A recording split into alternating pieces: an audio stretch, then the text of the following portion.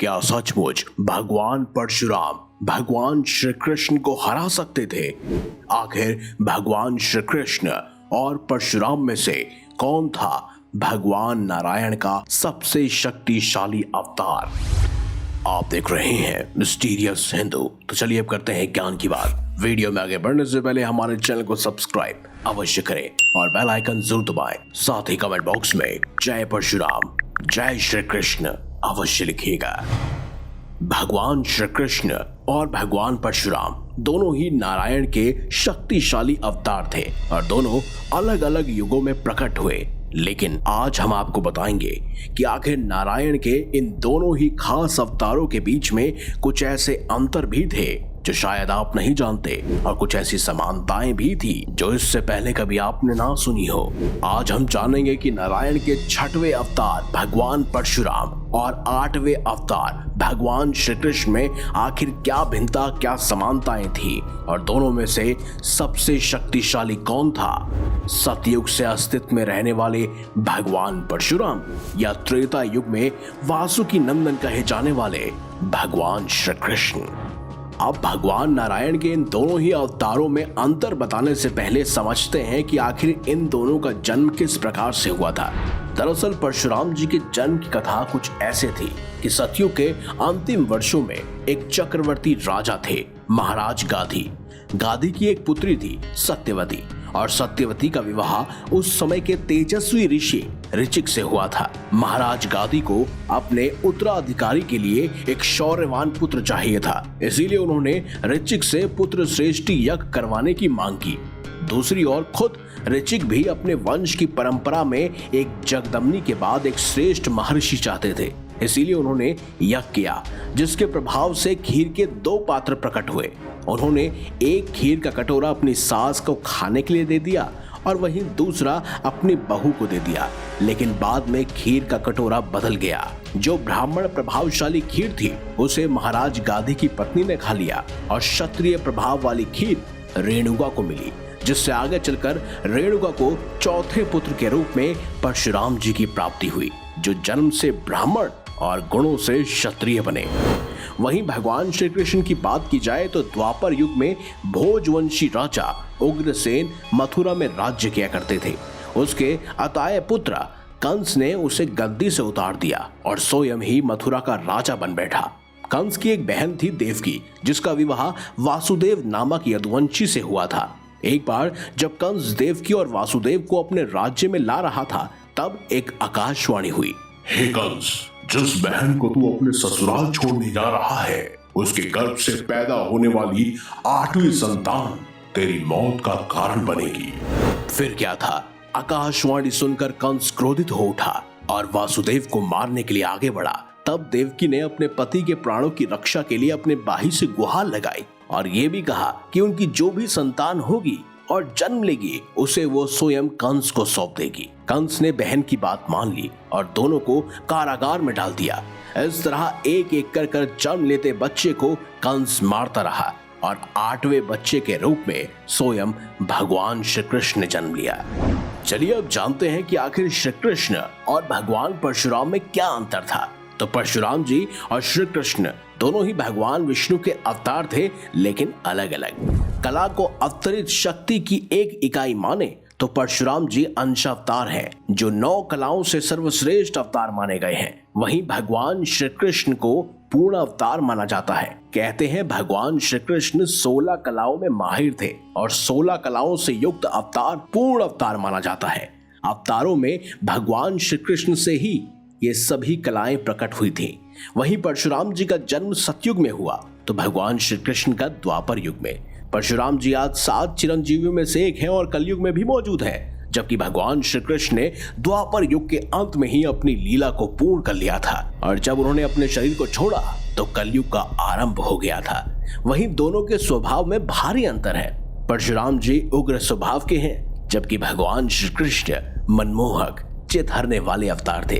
वहीं श्री कृष्ण ने क्षत्रिय कुल में अवतार लिया और जन्म लेते ही इन्हें अपने माता पिता को त्यागना पड़ा, जबकि परशुराम जी ने ब्राह्मण वंश में जन्म लिया।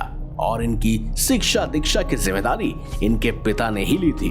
वही कहते हैं कि भगवान श्री कृष्ण का अस्त्र सुदर्शन चक्र था, जो उन्हें खुद परशुराम जी ने दिया था, लेकिन परशुराम जी का फरसा स्वयं भगवान शिव द्वारा उन्हें प्राप्त हुआ था। तो चलिए अब ये जानते हैं कि आखिर ये दोनों कितने शक्तिशाली थे और इन दोनों के पास कौन कौन सी शक्तियां, दिव्यास्त्र विद्यमान थे।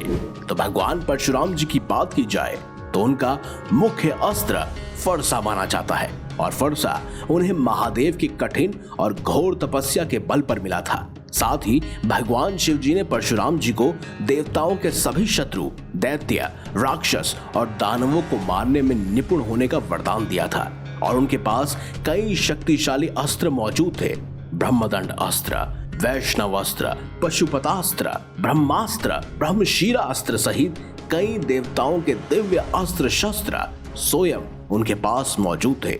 यहाँ तक कि महादेव का विजय धनुष की कमान भी स्वयं परशुराम जी के पास ही थी। आप ये खुद इस बात से अंदाजा लगा सकते हैं कि परशुराम जी कितने सर्वशक्तिशाली थे। उनके 3 शिष्य थे, भीष्म पितामह, गुरु द्रोणाचार्य और कर्ण, जो तीनों ही सर्वशक्तिशाली कहे जाते हैं। वहीं अगर भगवान श्री कृष्ण के अस्त्र शस्त्र और उनकी शक्तियों की बात की जाए तो भगवान श्री कृष्ण का नाम ही सबसे बड़ी शक्ति है। इसके अलावा उनके पास 16 कलाओं की शक्तियां मौजूद थी। वो बहुत बड़े लीला रचयिता थे, जिन्होंने अपनी बुद्धिमानी से महाभारत के युद्ध में 5 पांडवों को जीत दिलवाई थी, वो भी बिना शस्त्र उठाए।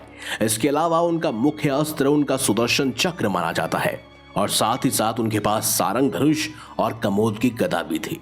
इन सभी के अलावा ब्रह्मांड में जितने भी अस्त्र शस्त्र, जितनी भी शक्तियां थी, वो सभी भगवान श्री कृष्ण के पास मौजूद थी। अब हमने शक्तियों की बात कर ही ली है, तो चलिए ये भी जान लेते हैं कि इन दोनों ही महावीरों ने कौन कौन से युद्ध लड़े थे। तो दोस्तों, भगवान परशुराम की बात की जाए तो भगवान परशुराम ने सहस्त्रबाहु अर्जुन से लेकर कई सारे योद्धाओं के साथ युद्ध किया। इन्होंने ही 21 बार पूर्ण धरती से क्षत्रियों को विहीन कर दिया था।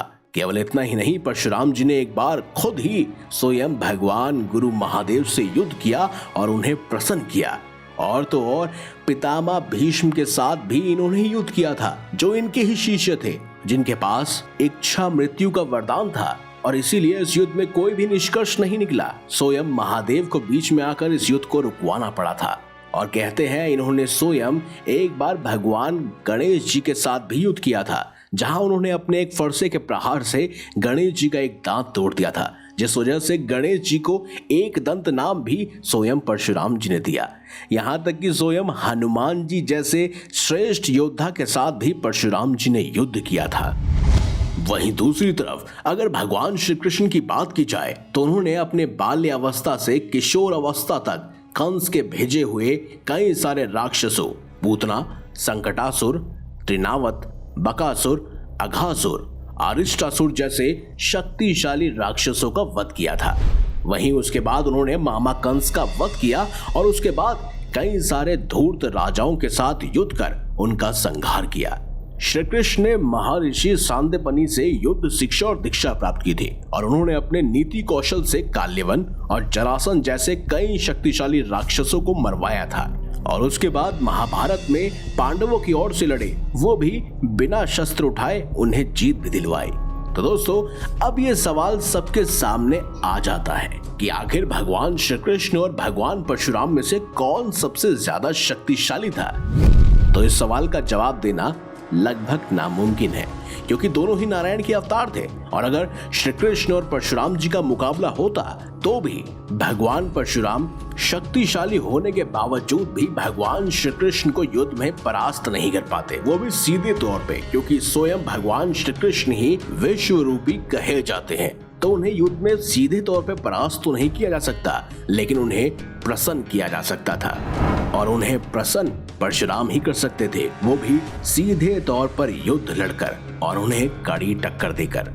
बहरहाल दोनों भगवानों में से हमें बहुत कुछ सीखने को मिलता है। भगवान कृष्ण अब इस दुनिया में नहीं है और अपने विष्णु रूप में वैकुंठ लोक में आराम से विद्यमान है और पूरी पृथ्वी और संपूर्ण संसार का संचालन कर रहे हैं। लेकिन भगवत गीता द्वारा इन्होंने हमें ज्ञान दिया जो आज भी मनुष्य का उद्धार करता है। वहीं भगवान परशुराम आज भी चिरंजीवी है और कहा जाता है कि महेंद्र पर्वत पर तपस्या करते हुए वह भगवान विष्णु के 10वें अवतार यानी कल्कि अवतार की प्रतीक्षा कर रहे हैं और कली पुरुष का अंत करने के लिए वो स्वयं भगवान विष्णु के 10वें अवतार यानी कल्कि अवतार को शिक्षा और दीक्षा प्रदान करेंगे। इन दोनों शक्तिशाली नारायण के अवतारों में से किसी एक को चुनने का अवसर मिले तो आप किसे चुनेंगे? कमेंट बॉक्स में उनका नाम अवश्य लिखिएगा। वीडियो अच्छी लगी है तो लाइक कीजिए, हमारे चैनल को सब्सक्राइब कीजिए और ज्यादा से ज्यादा शेयर भी कीजिए।